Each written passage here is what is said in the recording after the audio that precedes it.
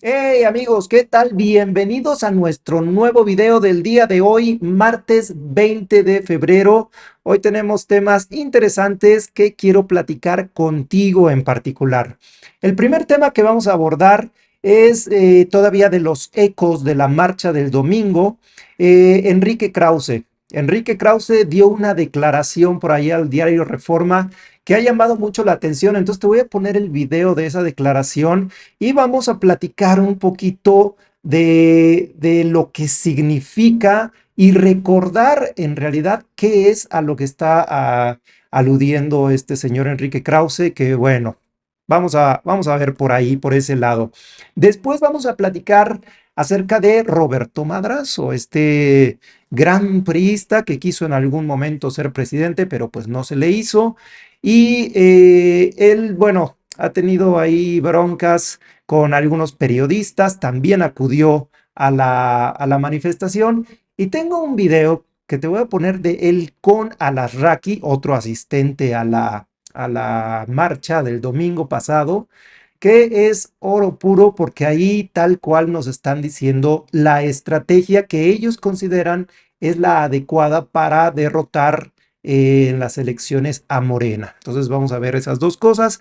Y por último vamos a terminar nuestro video de hoy con este otro partido que también, vaya, tiene, yo en mi opinión, tiene una oportunidad por instalarse como una oposición seria de derecha, porque la derecha merece tener una oposición seria, tienen argumentos, tienen toda una teoría político-económica que amerita tener un cuadro, un partido serio, un cuadro formal que verdaderamente sea una oposición, no lo que hay hoy en México, que por un lado son puros borrachos de cantina, como yo les digo, con sus peladeces, con sus groserías, con todo eso, y pues nada más. Entonces, esa oposición que podría, ese espacio de la oposición que podría ocupar Movimiento Ciudadano, vas a ver el tipo de candidatos que están ellos ahora lanzando. Eso es lo que vamos a ver en el video del día de hoy. Entonces, bienvenidos, yo soy Josem, vámonos para allá y comencemos con el señor Enrique Krause. Este es un tweet que viene del periódico Reforma. Me voy a hacer a un lado para que lo puedas ver bien. Ok, dice el Reforma, el historiador Enrique Krause afirmó que la marcha por la democracia tiene la misma relevancia, ojo, que las movilizaciones del 68.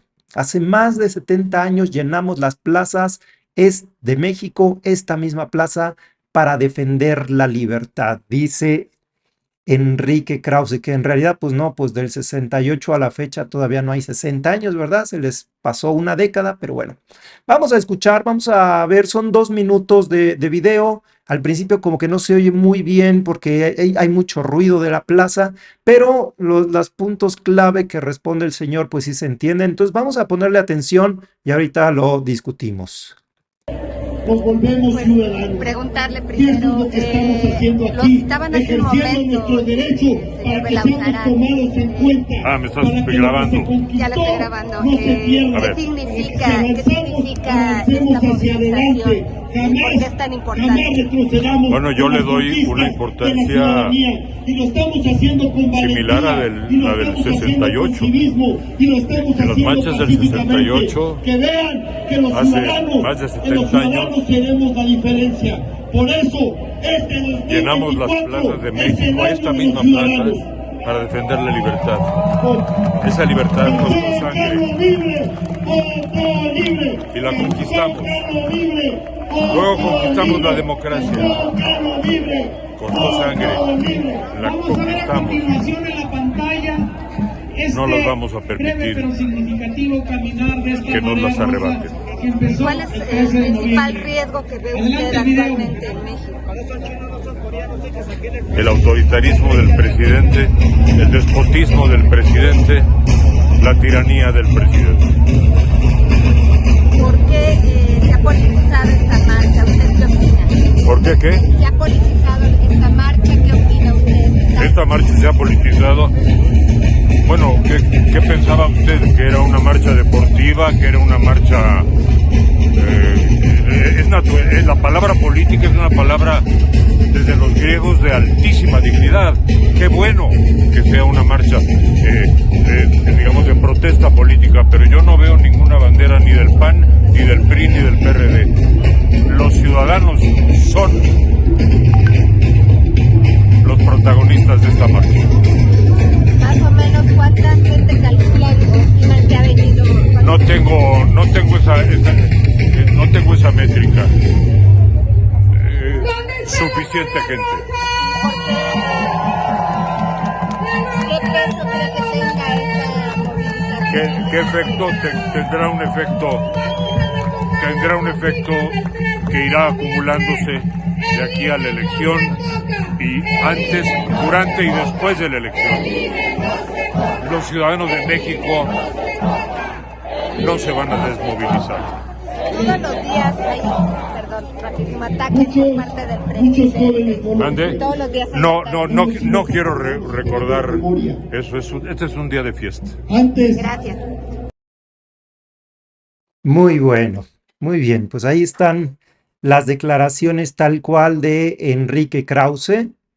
Perdón que me puse a estorbar un poquito la imagen. Es que quería yo revisar una cosa. Me llamó la atención que a Enrique Krause se le fueron un poquito los tiempos. Él es una persona de 76 años y eso es justo lo que estaba revisando y por eso de repente me fui ahí a estorbar un poquito en medio, perdón. Él es una persona de 76 años que en el movimiento del 68, pues él era un veinteañero, él tenía 20, 21 años.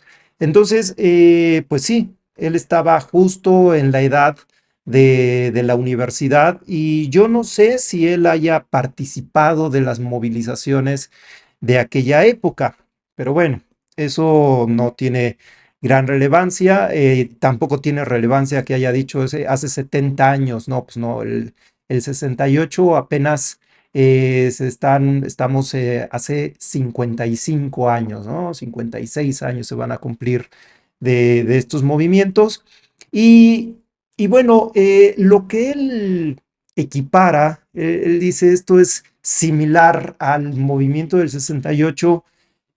Yo no sé si de manera intencional o de manera accidental, en parte a lo mejor ya por su edad, no lo sé, pero él está cometiendo un total desvarío aquí mental y repito, yo no sé si lo quieren hacer con la intención de hacernos pensar a la sociedad mexicana que nosotros en nuestra gran mayoría ni siquiera habíamos nacido en el 68, ni siquiera podríamos tener una memoria. En verdad es que las personas que vivieron esa etapa en nuestro país, pues ya son adultos como Enrique Krause y ya muchos otros incluso pues ya murieron. De hecho, hace poco, todavía relativamente poco, murió Luis Echeverría, que se supone que fue en su momento el brazo ejecutor a quien Díaz Ordaz le da la orden de pues mandar barrer a los estudiantes, ¿no? En el 68, mis amigos, hay una movilización no nada más en México, sino a nivel mundial. Es esta época donde hay una lucha muy fuerte, ahí sí, entre lo que es el modelo capitalista y los Estados Unidos defendiendo lo que se ha llamado pues digamos que la libertad, la justicia, todo esto. Y del otro lado estaba el bloque comunista, liderado desde luego por la Unión Soviética, y eran los años plenos de la Guerra Fría.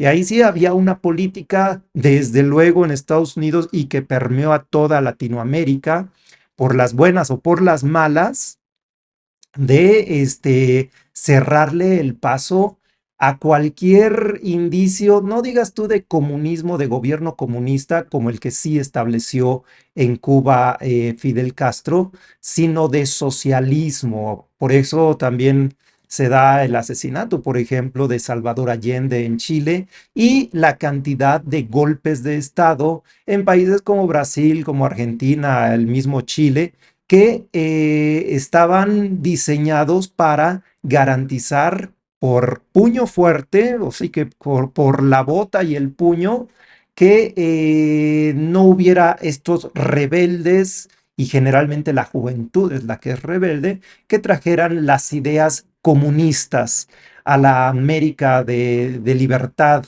de los Estados Unidos. Bueno, eso era parte de la ideología de aquellos años. Y en México en particular, los estudiantes pues tenían sus puntos en particular, claro, de revolucionarios, porque quien es joven y no es revolucionario, pues como que se está perdiendo ahí una parte esencial de la juventud. Y bueno, en México también se aplicó puño fuerte. En México en esos años sí existían los gobiernos autoritarios. No digamos, a lo mejor dictadura era la dictadura perfecta que simulaba la democracia, pero sí era un gobierno autoritario. Te traigo nada más para darnos cuenta hasta dónde ha patinado este señor Krause, hasta dónde ha querido estirar la liga, pensando que en México, como ya la mayoría no vivimos esa época, pues ya ni nos acordamos y es como un mito, ¿no? Ah, sí, en el 68, el gobierno era malo y la población, los ciudadanos luchábamos por la justicia y todo eso. Eh, y el gobierno dictatorial nos aplastaba y nos mataba.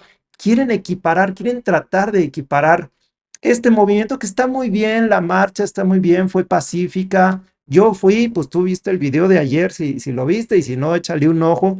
Yo fui y no había personal del ejército ni policía ahí acosando a los manifestantes, no había insultos, no, fue realmente un movimiento muy tranquilo, muy en paz. La gente fue y regresó a sus casas sin más cosa más que haber visto este discurso de Lorenzo Córdoba, donde se plantan estos fantasmas, ¿no? Es como decía Fox, te quisieron enseñar el petate del muerto. Vamos a revisar qué es lo que fue el movimiento del 68 para que tú mismo me digas si crees que tiene razón este señor Krause a equiparar el movimiento del 68 con lo que se está viviendo hoy, donde una minoría, porque democráticamente, como vivimos en una democracia, ahora ya la gran mayoría eligió un gobierno y todo perfila a que continúe ese camino de gobierno, y la minoría, que en otros tiempos fue la que marcaba el paso, ganaba las elecciones por las buenas o por las malas y ajustaba las leyes y los negocios para que fueran a su favor y hacían creer a este sector de la población que todo estaba marchando bien. Vamos a ver si equipara con lo que sucedía en el 68. Mira, tengo aquí un pequeño artículo, Matanza del Tlatelolco del 2023, o sea, este artículo se escribe en el 2023, aquí está mal el título, ¿no? Matanza del Tlatelolco de 1968. Causas, cuántas personas murieron y quién dio la orden. Fueron decenas de jóvenes estudiantes los que fueron asesinados en la Plaza de las Tres Culturas un 2 de octubre de 1968. Dice por aquí, movimiento estudiantil, mejor conocido como la Matanza de Tlatelolco, cumple en este 2023, el año pasado, 55 años de los hechos ocurridos en la Plaza de las Tres Culturas, en la Ciudad de México. En ese lugar fueron asesinados más de 300 personas, en su mayoría jóvenes estudiantes, de acuerdo con la Comisión Nacional de Derechos Humanos. Se le considera uno de los delitos más brutales contra la humanidad. Antes del asesinato de cientos de jóvenes durante ese año, desde el gobierno mexicano se realizaron múltiples detenciones masivas, encarcelamientos, hostigamiento y enfrentamientos entre fuerzas represivas y estudiantes. Este párrafo en particular es muy significativo porque si Enrique Krause quiere hacer un símil entre lo que sucedió hace 55 años y lo que está sucediendo ahora, necesitamos ver ¿Dónde están esas múltiples detenciones masivas, esos encarcelamientos, ese hostigamiento y enfrentamientos entre fuerzas represivas y estudiantes? ¿Dónde están? ¿Dónde están? ¿Tú los ves desde el gobierno? Lo único que vemos desde el gobierno es que el presidente, que sí, a veces se pasa en sus declaraciones, pero lo que él hace es responderle a los señalamientos de periodistas que en otros tiempos fueron muy afines a los gobiernos, y me estoy refiriendo desde luego a periodistas como López Dóriga, como Loret de Mola, Sarmiento, bueno, mucha gente de estos periodistas que pues trabajaban en medios masivos dominantes o ya no son dominantes estos medios y queriéndolo o no queriendo tenían que dar las noticias que estaban palomeadas por los gobiernos.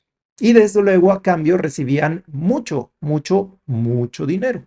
Hoy y lo que se conoce como el chayote aquí en México, ¿no? Hoy están realmente frustrados, enojados, porque ya esos medios no reciben las cantidades de dinero que solían recibir en años anteriores. Siguen recibiendo, ¿eh? Siguen recibiendo. En uno de estos programas te voy a poner la lista de cuánto dinero se les sigue dando a los medios, pero se ha reducido muchísimo, más allá de la mitad, una tercera parte. Sigo con lo de Tlatelolco. Matanza de Tlatelolco, ¿quién dio la orden? La masacre fue cometida por el ejército mexicano y el grupo paramilitar Batallón Olimpia, en contra de una gran manifestación pacífica que se estaba realizando en la Plaza de las Tres Culturas de Tlatelolco. De acuerdo con la CNDH, la presencia de este batallón en el lugar de los hechos fue negada inicialmente por el presidente de México, Gustavo Díaz Ordaz, argumentando que su función en ese momento era la custodia de las instalaciones para los Juegos Olímpicos. Si no lo sabes o no te acuerdas, en 1968 la Ciudad de México fue sede de la Olimpiada. Vinieron los Juegos Olímpicos aquí a la Ciudad de México y Díaz Ordaz pues quería mandar una imagen al mundo del desarrollo, el progreso de México. México en esos años tenía mucha intensidad, quería poner un pie, digamos, en la comunidad de naciones desarrolladas del mundo. Y lo que hizo México, su gobierno, fue solicitar tanto la Olimpiada del 68 como el Mundial del 70. Fueron casi prácticamente seguiditos. Y bueno, esta cuestión de los estudiantes, ahorita vamos a leer qué es lo que solicitaban los estudiantes, daba el traste. O sea, ¿cómo iba a ser posible que recibiéramos a delegaciones de auténticamente todo el mundo y haya desórdenes sociales en México? No, eso un gobierno autoritario no lo puede permitir. Entonces, vamos a seguir leyendo por aquí. Testimonios de sobrevivientes y reportajes que se han realizado a lo largo de estos 55 años refieren que el ejército y el batallón Olimpia se identificaron aquel 2 de octubre de 1968 por portar un guante blanco. Horas después de la manifestación de los estudiantes de Tlatelolco, se inició la conocida Operación Galeana para detener a miembros del Consejo Nacional de Huelga, el CNH. El CNH fue creada un 2 de agosto de 1968 por miembros de las escuelas UNAM, Politécnico, Colegio de México, Escuela de Agricultura de Chapingo, la Universidad Iberoamericana, La Salle, la Normal de Maestros, la Escuela Nacional de Antropología e Historia y otras universidades del interior de la República. El ejército intentó en múltiples ocasiones detener y someter al CNH hasta la sangrienta represión al movimiento estudiantil. Causas de la matanza de Tlatelolco. Miles de jóvenes estudiantes de diversas instituciones públicas se movilizaron tras la negativa del gobierno de Gustavo Díaz Ordaz de cumplir un pliego petitorio en el que pedían liberar a los presos políticos y estudiantes de protestas anteriores. Para buscar una salida pacífica, se creó un Grupo Nacional de Estudiantes. El 8 de agosto de 1968 se inició una huelga respaldada por la UNAM, el Politécnico, las Escuelas Nacional de Maestros y Normal Superior Escuela Nacional. El 2 de octubre se congregaron los manifestantes en la Plaza de las Tres Culturas de Tlatelolco, sin sospechar que se estaba organizando un cerco militar con miembros del grupo paramilitar Batallón Olimpia y otras fuerzas armadas. Esa tarde y hasta entrada la noche se suscitó el genocidio de jóvenes. ¿Cuántos estudiantes fueron asesinados el 2 de octubre? No se sabe con precisión el número de decesos que hubo ese 2 de octubre, a pesar de que el gobierno dijo que solo hubo 20 muertos. Se estima que fueron más de 300 estudiantes y líderes civiles. Según testigos del suceso, los muertos eran recogidos por grúas y vehículos de carga pesada y los llevaban hasta un sitio clandestino para que fueran incinerados. Eso, mis amigos, esta narración de hechos, de sucesos que se dieron aquí en México hace 55 años, es justo lo que el señor Enrique Krause quiere por ahí sugerir que el movimiento de hoy, bueno, el movimiento de este domingo, porque en realidad no es un movimiento, esto fue una marcha, él quiere equipararlo con lo del 68. ¿Tiene sentido para ti?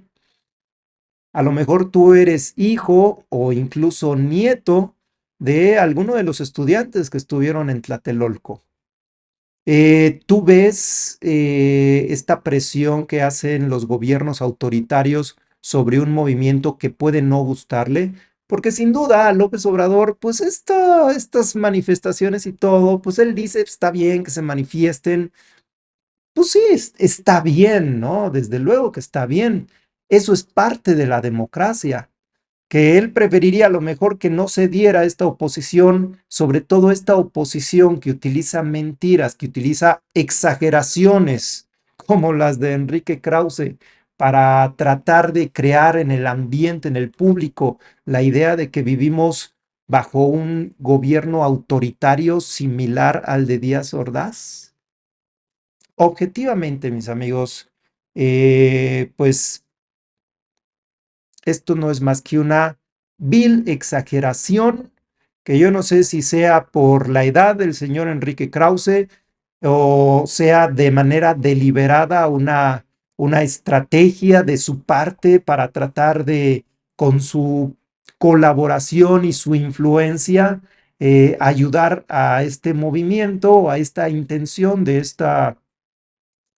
este grupo, vamos a llamarlo así, entre oligarquía y grupo político, que quiere regresar al esquema político-económico que tenían implantados hasta el 2018, donde se trataba de desmantelar al Estado en todas sus empresas para dejarlo a los privados, a los particulares, y pues tal cual hacer realidad el sueño neoliberal que ya después de 30, casi 40 años, pues vemos los resultados con esta tremenda polarización no ideológica, polarización económica, donde unos pocos tienen muchísimo dinero y la gran mayoría tienen poco dinero. Y donde nosotros, la clase media, hemos ido cayendo cada vez las clases medias, no solo en México,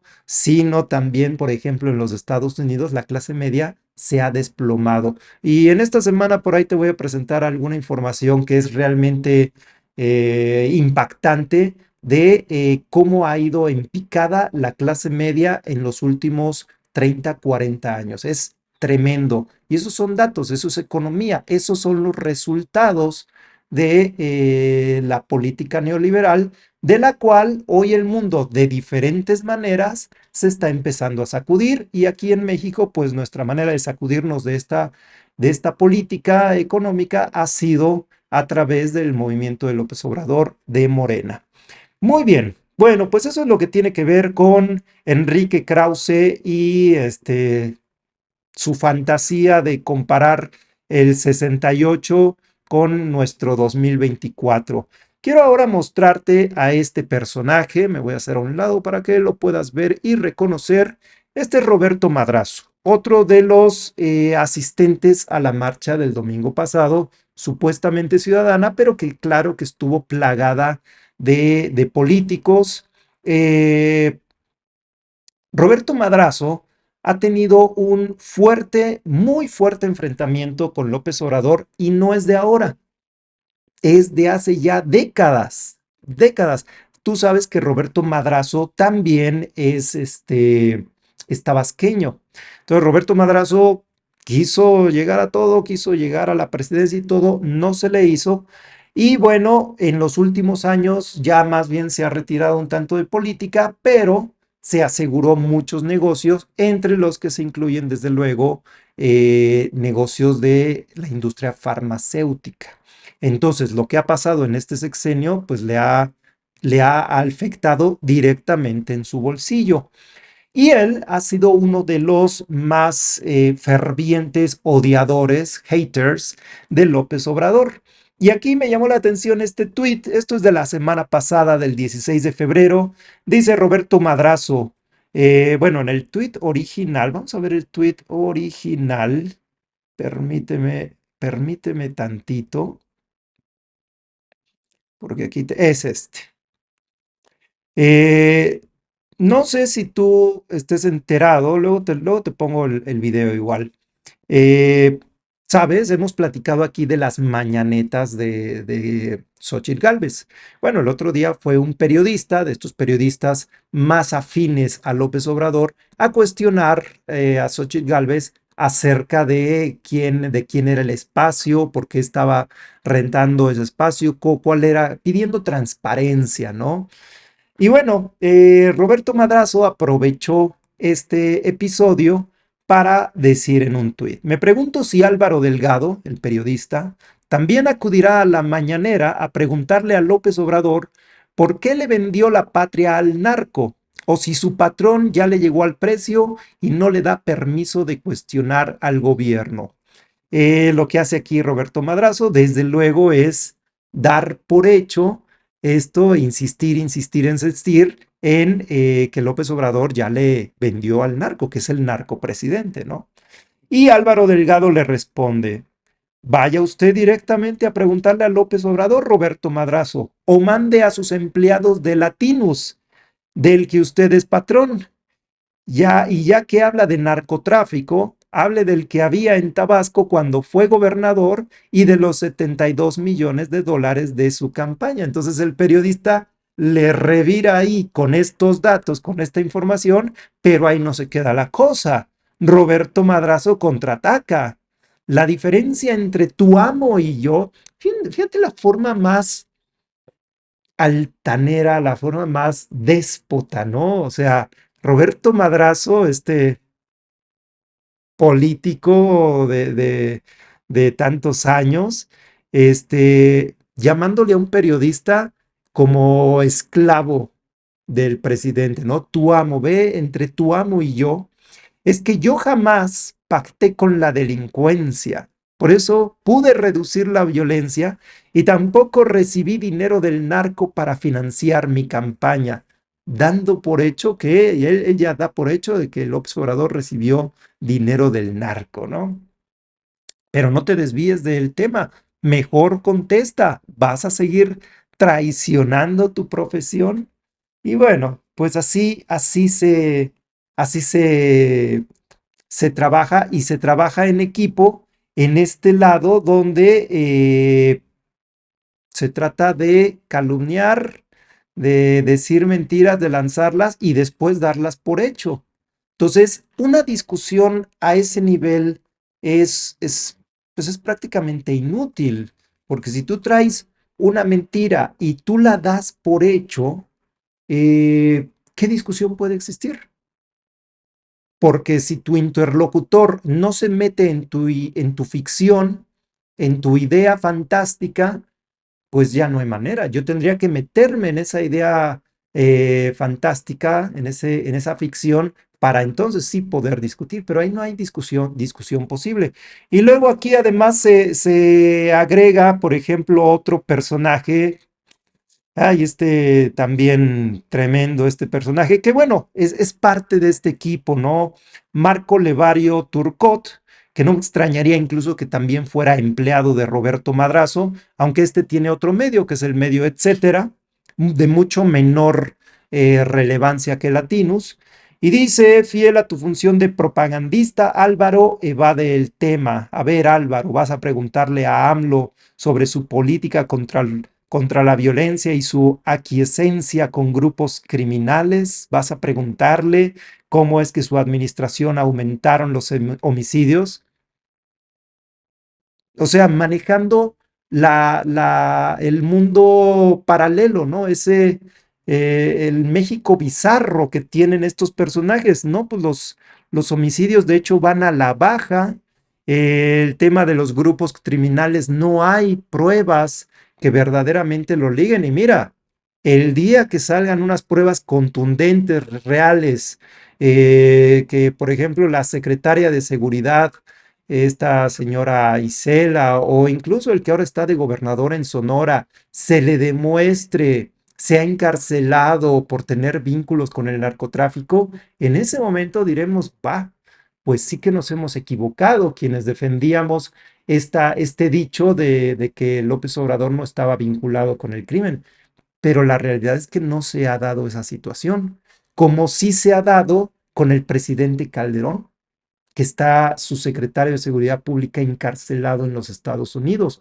Eso no es una investigación que no se siguió, ni tampoco está encarcelado por dichos de personajes. No, no, no, no, no. Está encarcelado por una investigación que llegó a hechos concretos que se traduce desde luego en enriquecimiento ilícito. O sea, el enriquecimiento ilícito es una prueba contundente.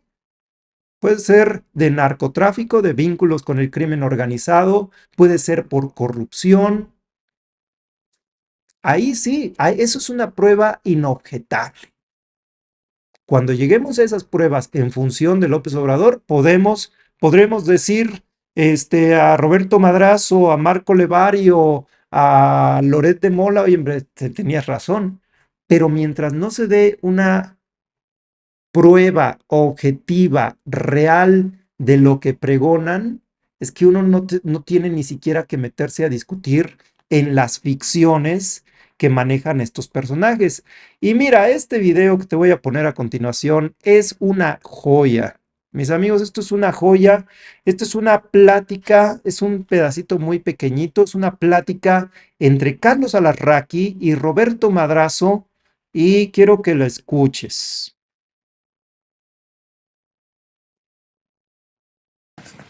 Como no me contrató nadie, La comunicación no lo es. yo tenía, como no me contrató nadie, así que lo puedo decir con una tranquilidad, yo tenía la solución a nivel de mercadotecnia. Ajá. Esta campaña no se gana con publicidad, se gana con propaganda. Y mientras más mentiras des contra Morena, mejor te va. O sea, esta campaña, y sea la campaña que sea, él tal cual lo dice, ¿no? Contra Morena, esto se gana con propaganda y mientras más mentiras des, mejor.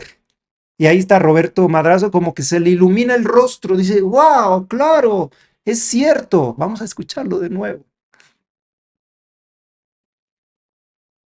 yo tenía, La comunicación no lo es. yo tenía, como no me contrató nadie, así que lo puedo decir con una tranquilidad, yo tenía la solución a nivel de mercadotecnia. Ajá. Esta campaña no se gana con publicidad, se gana con propaganda. Y mientras más mentiras des contra Morena, mejor te va.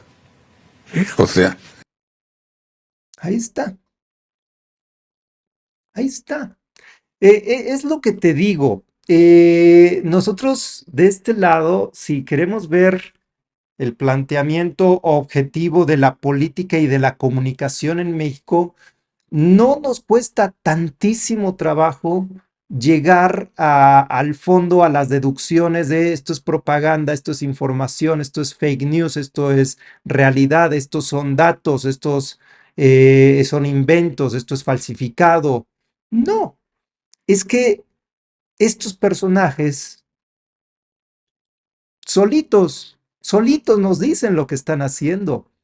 Más bien tendríamos que ser tontos nosotros para meternos en estos problemas, en estos círculos de problemática, de discutir dentro de sus fantasías, dentro de su propaganda. Entonces, desde luego, lo que hace en el Twitter acá eh, Álvaro Delgado es meterse en la propaganda, empezar a discutir la propaganda y la ficción que ha armado Roberto Madrazo. Porque miren, yo tampoco creo que gente como Madrazo, como Carlos Alarraqui, sean tontos. No, no son tontos. O sea, ellos se dan cuenta que económicamente, por ejemplo, a nivel macroeconómico, el país está bien.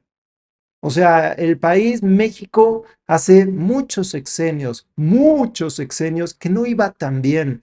Inversión extranjera, no devaluación, al contrario, un poco de reevaluación del peso contra el dólar, que es algo que yo en mi vida nunca pensé que llegaría a ver, porque yo desde que soy chiquito me acuerdo que a cada rato había una devaluación y otra devaluación y otra devaluación.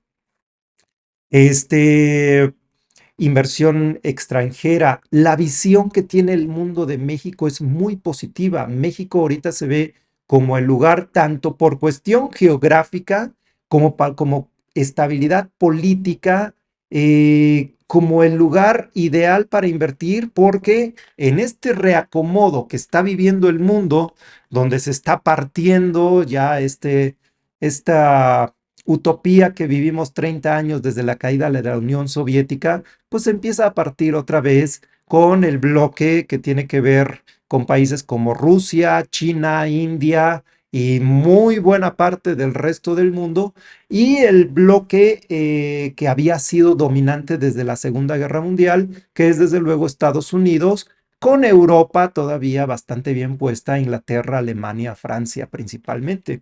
Y hoy todo esto se está rompiendo. Y en esta nueva regionalización que vivimos, pues México ahorita está ubicado justo en el lugar. Entonces, la importancia de proyectos, por ejemplo, como este tren que va a cruzar, va a unir Pacífico con el Golfo de México, Atlántico, para tránsito de mercancías, para valor agregado. Vaya, es que los mexicanos deberíamos estar, y todos, tanto las clases bajas como las clases medias, como las clases altas, deberíamos estar pegando brincos de alegría, o sea, dejar el odio y todo eso de un lado, y las manifestaciones deberían de ser que bien por primera vez en décadas nos está yendo como país. ¿Tenemos problemáticas? Claro que sí, y hay que atenderlas y hay que superarlas, pero lo que es el crimen organizado, la delincuencia en general, es también consecuencia de la terrible polarización económica. Si unos pocos tienen mucho y las grandes mayorías tienen poco, y las clases medias van cayendo, de clases medias, medias a medias bajas, cosas así van cayendo, pues claro, eso económicamente está demostrado, y no en México, sino en el mundo. Una sociedad con mucha pobreza genera inseguridad, se empieza a generar delincuencia. ¿Por qué? Porque los chavos, los chicos, empiezan a estar en edad de ya ganar su dinerito, ya de tener alguna actividad, salir con la novia o con el novio, lo que sea, y si no tienen los medios, los recursos, los van a buscar. Y si no hay oferta de trabajo en sus pueblos, en sus rancherías, en sus ciudades, y lo único que hay es el narcotráfico como medio de subsistencia, pues lo van a tomar. Y eso deriva en toda la violencia que vivimos, exacerbada desde luego desde el gobierno de Felipe Calderón, que ahí está la información. No estamos siendo subjetivos al decir esto. Ahí está. Ahí está, y lo voy a volver a presentar en uno de estos programas para que veamos, porque con los datos, con la información, es como podemos entender la circunstancia que vivimos. Y bueno, estos personajes deben de saber, porque no son tontos. Son gente que fueron a la universidad, son gente que entiende de tendencias, son gente que entiende de economía, aunque no sean economistas. Son gente que entiende de política, pero también, y a lo mejor les gana, entienden de sus propios intereses. Y por eso se aferran, porque se quieren más a sí mismo y a sus bolsillos que, ahora sí digámoslo así tal cual, que al país en general. A mí me valen gorro los jodidos, los pobres. Mientras yo tenga dinero, estoy bien. Y eso es parte de la visión, parte de la ideología estrictamente capitalista. El capitalista, entre más pueda explotar a sus trabajadores, mejor. ¿Por qué? Porque los trabajadores son recurso, no son personas. El capitalismo se ve reflejado en intereses. El capitalismo es una ideología política muy individualista. La izquierda, por el otro lado, el socialismo, es una ideología humanista. Entonces, un empresario socialista, porque no quiere decir que por ser socialista no vaya a haber empresarios, claro que sí, y eso es parte de esta también estupidez que se discute a veces en la ficción. No, es que si eres socialista no hay empresas. No, claro que sí hay empresas. Lo que pasa es que el empresario con una ideología socialista se preocupa por la sociedad y se va a preocupar por sus empleados para no explotarlos, sino que con nuestra empresa todos nos veamos favorecidos, todos nos veamos beneficiados. Entonces, lo que necesitamos es una especie de capitalismo socialista. Fíjate nada más a lo que llegamos por aquí en estas charlas que tenemos tú y yo. ¿Qué te parece eso del concepto de capitalismo socialista? Piénsalo mientras quiero recordarte que si te gusta lo que hacemos en este proyecto, ya llegaste hasta aquí, ya llevamos 40 minutos de video. Yo creo que ya voy a dejarlo de Movimiento Ciudadano para mañana, pero antes de que te vayas, quiero agradecerte muchísimo. Las personas que nos escriben, no los menciono a todos, ni tampoco les respondo a todos, perdón, no me da tiempo, pero algunos simplemente. Eric Monroy, Julieta Bravo, Rafael Castro, Elvia H. y Ramiro Quiroz, muchas gracias por sus comentarios. A todos los demás, muchas gracias. Las personas que nos dan sus likes, muchísimas gracias. Los que se suscriben, suscríbense. Ya yo estoy así haciendo las manos así por llegar a los 1000 suscriptores. El otro día entró pues alguna persona de la audiencia y se burló, me dijo así muy feo, ja, ja, ja, no llegas ni siquiera a 1000 suscriptores. Mi chavo, pues llevamos apenas, empezamos en enero, no llevamos ni 2 meses, mes y medio llevamos, pero ya tenemos y les agradezco a todos y cada uno de los más de 700 suscriptores y pues si puedes echarnos una mano para que lleguemos a más, si no te has suscrito y estás viendo, dale tu suscripción por ahí. Y bueno, mis amigos, pues sí, ya me fui muy largo el día de hoy, ya prácticamente 45 minutos. Dejamos lo de Movimiento Ciudadano para mañana, ¿te parece bien? Y bueno, entonces por aquí ya quitamos esto, Rick. Y bueno, mis amigos, pues muchas gracias a todos. Nos vemos el día de mañana. Yo soy Shosem, se portan bien. Chao.